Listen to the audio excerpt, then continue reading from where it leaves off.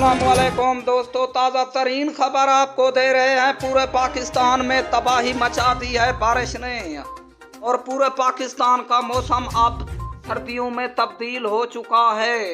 बारिश है पूरे पाकिस्तान में। वो मैं इलाके बताता जाऊं: लाहौर, इस्लामाबाद, रावलपिंडी, आज़ाद कश्मीर, मर्री, मुल्तान, खानोवाल, बहावलपुर, डेरा गाजी खान, लिया, मुजफ्फरगढ़, अलीपुर और खैबर पख्तूनख्वा में भी बहुत बारिश है। और रोही में ताज़ा तरीन खबर आपको दे रहे हैं। कराची, लड़काना में भी बहुत बारिश है। आप दोस्तों से मेरी गुजारिश है, आप मेरे चैनल को सब्सक्राइब कर लो।